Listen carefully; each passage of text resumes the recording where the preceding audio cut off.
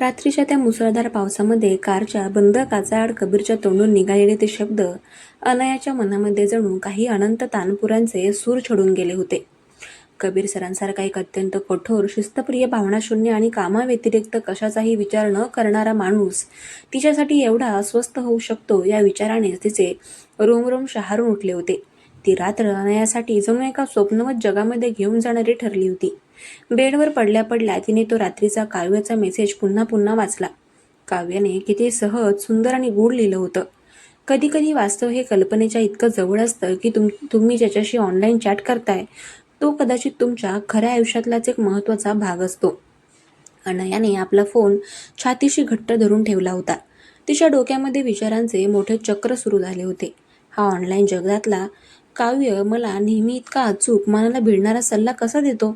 जणू काही तो माझ्याच ऑफिसमध्ये माझ्याच शेजारी बसून हे सगळं उघड्या डोळ्यांनी बघत आहे. आणि कबीर सर, काल कारमध्ये ड्रायव्हिंग करताना रस्त्यांवरील दिव्यांच्या प्रकाशामध्ये चमकणारी त्यांची ती शांत पण आतून कमालीची कासावीस झालेली नजर. विचार करता करता अनयाने स्वतःच्या चेहऱ्यांवर उशी ओढून घेतली. तिचे गाल लाजेने आणि एका अनामिक भीतीने लाल झाले होते. खऱ्या आयुष्यातील वास्तव आणि आभासी जगातील कविता, या दोन्ही गोष्टी तिच्या मनामध्ये एकाच वेळी थैमान घालत होत्या. तिकडे कबीर आपल्या आलिशान, प्रचंड शांत आणि शिस्तबद्ध फ्लॅटच्या मोठ्या खिडकीपाशी उभा होता. हातातील ब्लॅक कॉफीचा कप आता पूर्णपणे थंड झाला होता, पण त्याच्या डोळ्यांमधील चमक आणि मनातील अस्वस्थता कमालीची वाढली होती. खेळाची संपूर्ण सूत्रे आता त्याच्या हातामध्ये होती, पण त्याला एका गोष्टीची मोठी धास्तीही होती. अनया खऱ्या आयुष्यात त्याच्या म्हणजेच कबीरच्या प्रेमात पडत चालली होती. हे अनुभवणं त्याच्यासाठी कमालीचं सुखद आणि सुखावणारं होतं. पण दुसरीकडे ती त्याच्या काव्याच्या रूपालाही देव मानत होती. त्याच्या शब्दांवर जीवापाड प्रेम करत होती. कबीरने खिडकीच्या काचेवर बोटे फिरवत स्वतःशीच विचार केला. अनया, तुझा हा निरागसपणा, हा अवखळपणाच मला रोज अधिक वेड लावतोय. खऱ्या आयुष्यात जेव्हा मी कबीर म्हणून तुला जवळ आणण्याचा प्रयत्न करतो तेव्हा तू कितीच गोंधळतेस. तुझी कशी तारांबळ उडते हे मला स्पष्ट दिसतं. मला हा सस्पेन्स अजून काही काळ असाच घट्ट ठेवायचा आहे, जोपर्यंत तू स्वतः कबीर या माणसाच्या त्याच्या सर्व दोषांसह पूर्णपणे प्रेमात पडत नाहीस. तोपर्यंत माझ्याकडून काव्याचा मुखवटा उतरवणं अत्यंत धोक्याचं ठरेल. तुझा विश्वास तुटू नये म्हणूनच मला हा खेळ पुढे न्यावा लागेल.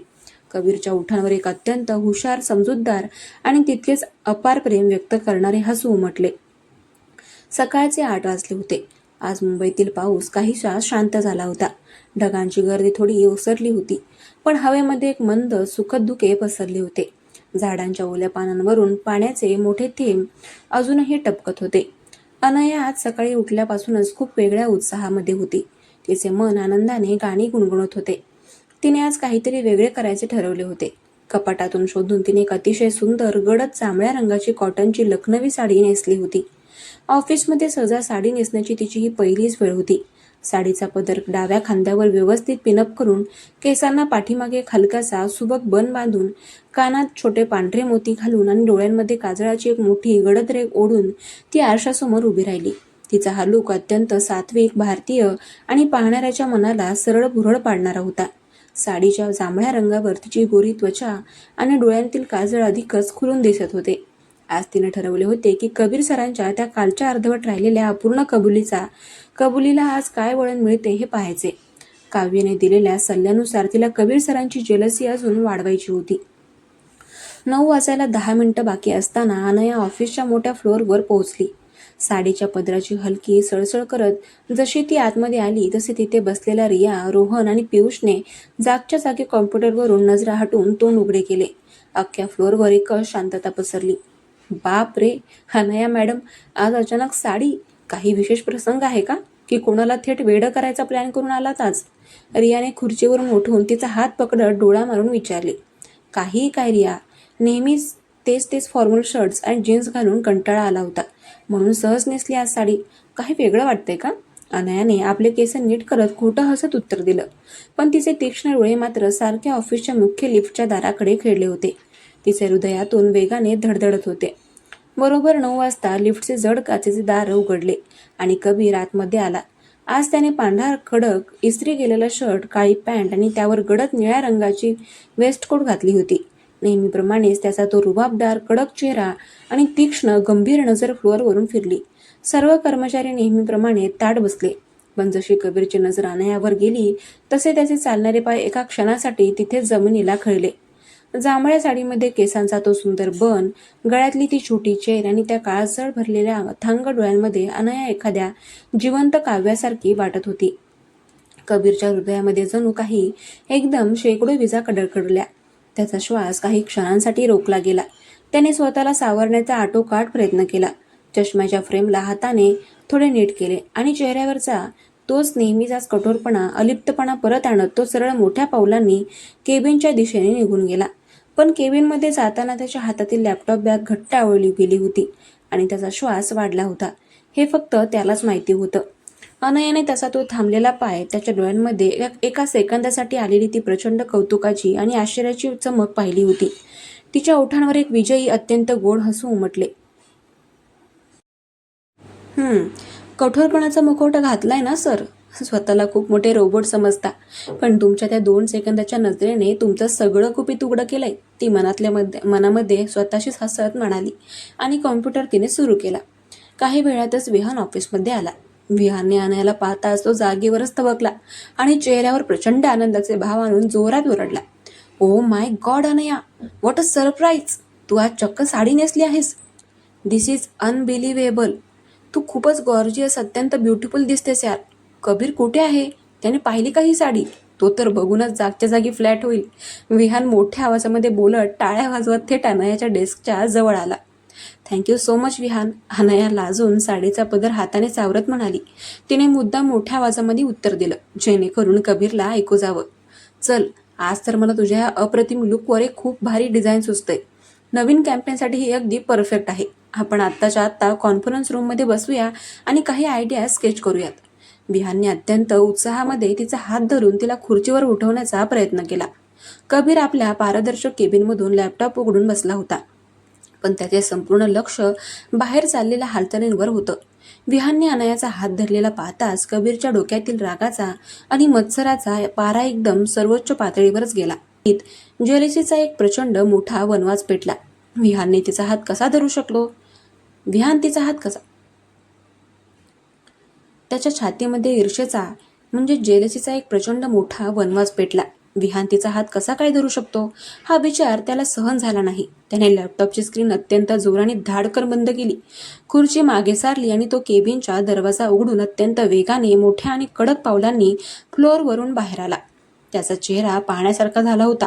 विहान, सोड तिचा हात.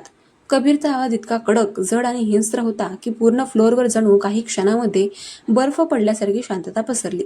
कीबोर्ड टाईप करणारे हात थांबले, गप्पा मारणारे तोंड बंद झाले. सर्व कर्मचारी कॉम्प्युटर सोडून अत्यंत भीतीने आणि आश्चर्याने त्यांच्याकडे पाहू लागले. विहानने कबीरचा तो अवतार पाहून दचकून अनयाचा हात सोडला. अरे कबीर, काय झालं? रिलॅक्स मॅन, आम्ही फक्त डिझाईनबद्दल. मला रिलॅक्स काय सांगू नकोस विहान. हे बिझनेस ऑफिस आहे, तुझं फ्लर्टिंगचा किंवा गप्पा मारण्याचा कट्टा नाही.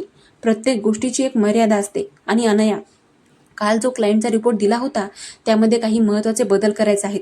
मला तो आत्ताच्या आत्ता चेक करायचा आहे. ती फाईल घेऊन माझ्या केबिनमध्ये या आत्ता. कबीर दात ओठ खात अत्यंत रागाने म्हणाला आणि मागे वळून केबिनमध्ये निघून गेला. दरवाजा बंद करण्याचा आवाज जोरात झाला. विहानने अनयाकडे पाहिले आणि हळू आवाजामध्ये म्हणाला, बाप रे, ज्वालामुखी फाटलाय आज. जा लवकर, नाहीतर मलाच नोकरीवरून काढेल तो. अनयाने साडीचा पदर नीट केला. तिचे हृदय आतून वेगाने धडधडत होते. तिच्या हाताला हलका घाम सुटला होता, पण तिच्या मनामध्ये एक अजब, प्रचंड सुखावणारी विजयी भावना होती. काव्य सरांचे शब्द 100% खरे ठरत होते. कबीर सर जळत होते.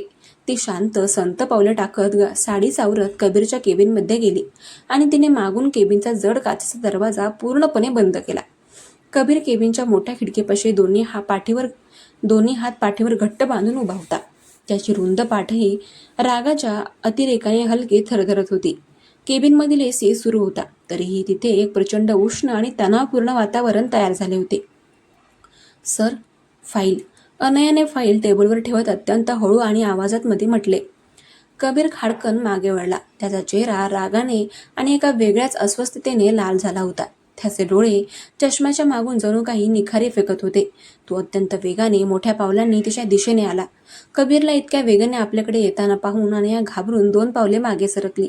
पण मागे केबिनचा दरवाजा असल्यामुळे ती थेट दरवाजाला जाऊन टेकली. कबीर तिथेच थांबला नाही. तो तिच्या अगदी जवळ आला. इतका जवळ की दोघांमध्ये केवळ काही इंचाचे अंतर उरले. कबीरने आपले दोन्ही मोठे हात अनयाच्या दोन्ही बाजूला दरवाजावर घट्ट ठेवले. तिला पूर्णपणे आपल्या बाहुपाशामध्ये आपल्या शरीराच्या मर्यादेत कोंडून टाकले. दोघांचे गरम श्वास एकमेकांच्या चेहऱ्यावर आदळत होते. कबीरच्या शरीराचा सुगंध अनयाच्या नाकामध्ये भरला होता. कबीरची ती अथांग, अत्यंत रागीट, तीव्र आणि प्रेमाने अधिकाराने भरलेली नजर थेट अनयाच्या डोळ्यांतील काजळामध्ये रोखली गेली.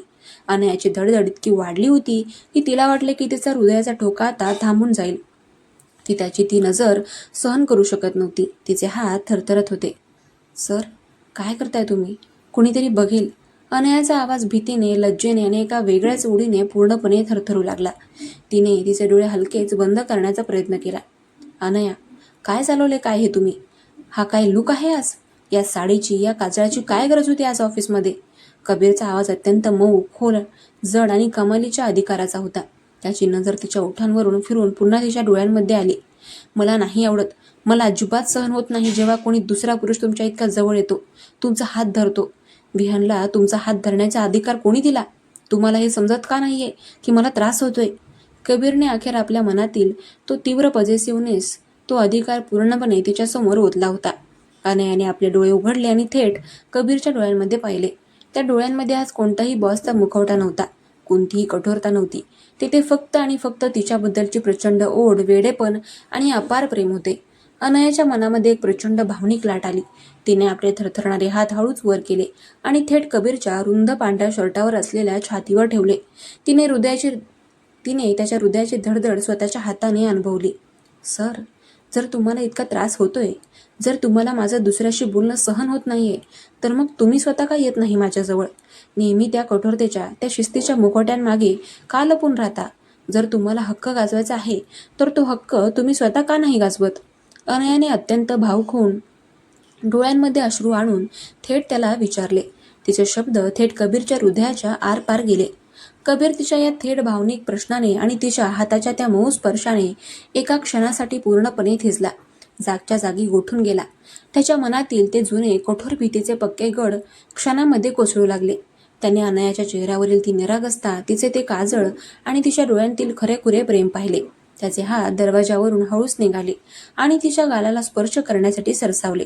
त्याचा अंगठा तिच्या गालाला स्पर्श करणारच होता की दोघांच्या ओठांमधील अंतर संपणारच होतं की अचानक कबीरच्या डोक्यामध्ये एक तीव्र विजेचा कडकडाट झाला. संशयाची एक मोठी ठिणगी पडली. त्याला काल रात्री अनामिक अनया स्पार्क्सने त्याच्या काव्य या आयडीवर पाठवलेला तो मेसेज अक्षराक्षराने आठवला. उद्या ऑफिसमध्ये कबीर सरांची जेलसी अजून वाढून बघूया. विहान सरांचा वापर करून कबीर सरांना अजून थोडं तडफडूया. कबीरच्या डोक्यामध्ये एका सेकंदात लख्ख प्रखर प्रकाश पडला. त्याचे हात हवेतच थांबले. थांबा, म्हणजे ही जांभळी साडी नेसणं, सकाळी लवकर येणं, विहानशी ते मोठ्याने हसून बोलणं, त्याला नावाने हाक मारणं आणि त्याचा तो हात धरू देणं, हा सगळा हिचा प्लॅन होता? मला जळवण्याचा, मला तडफडवण्याचा प्लॅन? कबीरच्या तीक्ष्ण बुद्धीला लगेच समजले की अनया त्याला जाणून बुजून त्रास देऊन त्याच्या भावना बाहेर काढण्याचे एक खेळ खेळत आहे आणि ती हे सगळं तिच्या ऑनलाईन कबीरला सांगून करत आहे. कबीरच्या ओठांच्या कोपऱ्यामध्ये एक अत्यंत मिश्किल, हुशार आणि खेळकर हसू आले. त्याने आपला हात मागे घेतला. तो 2 पावले मागे सरकला आणि त्याने एका सेकंदात स्वतःवर पूर्ण नियंत्रण मिळवलं. त्याच्या चेहऱ्यावरील तो हळवेपणा एका झटक्यामध्ये गायब झाला होता आणि तिथे पुन्हा तोच कडक, गंभीर बॉसचा मुखवटा आला. त्याने आपला चष्मा नीट केला. व्हेरी स्मार्ट अनया, कबीर शांतपणे, अत्यंत कोरड्या आवाजात म्हणाला. तुमचा हा अभिनय खरोखरच कौतुकास्पद आहे, पण मला जळवण्याचा, माझ्याकडून काहीतरी भावनिक वधवून घेण्याचा तुमचा हा प्लॅन फार काळ चालणार नाही. मी या असल्या बालिश खेळांना बळी पडणारा माणूस नाहीये. हा ड्राफ्ट घ्या, यातल्या चुका सुधारा आणि लंचपर्यंत माझ्या टेबलवर मला द्या. आणि हो, साडी छान आहे, पण ऑफिसच्या डेकोरमसाठी फॉर्मल शर्ट पॅन्ट जास्त बरे दिसतात. यू मे गो नाव. कबीर अत्यंत व्यावसायिक आवाजामध्ये म्हणाला आणि शांतपणे आपल्या लेदर चेअरवर जाऊन बसला. जणू काही आत्ता तिथे काही घडलंच नव्हतं. अनया केबिनच्या दरवाजाला टेकून तशीच थिजून उभी राहिली. तिचे डोळे आश्चर्याने मोठे झाले होते. या माणसाला कसं कळलं? याने आत्ताच तर मला इतक्या अधिकाराने जवळ घेतलं होतं. त्याच्या आवाजात तो मऊपणा होता. आणि एका सेकंदात हा माणूस परत दगड कसा बनला? रोबोट आहे का हा? तिचे मन रागाने आणि अपमानाने आणि तीव्र आश्चर्याने भरून आले. तिने टेबलवरची फाईल रागाने उचलली, साडीचा पदर हाताने घट्ट पकडला आणि पाय आपटत केबिन बाहेर निघून गेली. तिचा प्लॅन पूर्णपणे फ्लॉप झाला होता. दुपारची वेळ झाली. अनया आपल्या डेस्कवर बसून खूप अस्वस्थ होती. तिचे डोके चक्रावून गेले होते. कबीर सरांच्या या अचानक बदलणाऱ्या रहस्यमय स्वभावाने तिला वेड लावायचे बाकी ठेवले होते. संध्याकाळी ऑफिस सुटल्यावर तिने कोणाशीही गप्पा मारल्या नाहीत. ती थेट लोकल ट्रेन पकडून घरी आली. आज बाहेर पाऊस नव्हता. आकाशामध्ये चांदणे पडले होते, पण तिच्या मनामध्ये विचारांचे मोठे वादळ सुरू होते. तिने घरामध्ये येताच बॅग फेकली, हातपाय धुतले आणि गरम चहा घेऊन खिडकीपाशी बसली. तिने घाईघाईने आपला फोन काढला आणि काव्याचा मेसेज बॉक्स उघडला. आज तिला या मोठ्या कोड्याचे उत्तर तिच्या कल्पनेच्या कवीकडूनच हवे होते. तिने मेसेज टाईप केला, काव्य, आज ऑफिसमध्ये जे झालं ते खूपच रहस्यमय आणि थरारक होतं. मी आज साडी नेसून गेले होते आणि जेव्हा विहान सर माझ्याशी बोलत होते तेव्हा कबीर सर इतके चिडले की त्यांनी फ्लोअरवर सर्वांसमोर गोंधळ घातला. त्यांनी मला केबिनमध्ये दारापाशी थांबवून घेतलं. माझ्या अगदी जवळ आले. त्यांच्या डोळ्यामध्ये, त्यांच्या आवाजामध्ये मला त्यांच्या मनातील सगळं प्रेम, तो अधिकार दिसला काव्य. पण अचानक मी त्यांच्या छातीवर हात ठेवला आणि काहीतरी बोलले तसे ते एका सेकंदात मागे सरकले. ते म्हणाले की तुमचा हा प्लॅन यशस्वी होणार नाही. काव्य, त्यांना कसं कळलं की मी त्यांना जळवण्याचा प्लॅन करत होते? ते माणूस आहेत की अंतर्यामी? त्यांना माझ्या मनातलं कसं समजतं? मला खूप संशय येतोय. काव्य, खऱ्या आयुष्यातल्या माणसाला माझ्या प्रत्येक विचाराची माहिती कशी असते? मला मदत करा काव्य. मी या कोड्यामध्ये पूर्णपणे अडकले आहे. मला खूप भीती वाटते आता. दुसरीकडे कबीर आपल्या आलिशान फ्लॅटमध्ये सोफ्यावर पाय लांब करून बसला होता. लॅपटॉपवर काहीतरी मेल चेक करत असताना त्याचा फोन व्हायब्रेट झाला.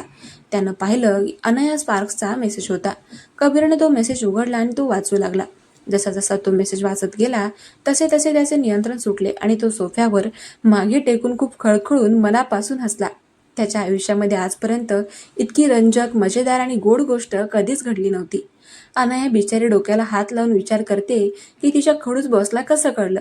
पण त्या भोळ्या फुलपाखराला हे माहीतच नव्हतं की तिने स्वतःच काल रात्री तिचा तो सर्व प्लॅन तिच्या ऑनलाईन कवीला म्हणजेच कबीरला लिहून दिला होता. कबीरला या खेळाची आता प्रचंड धुंदी चढली होती.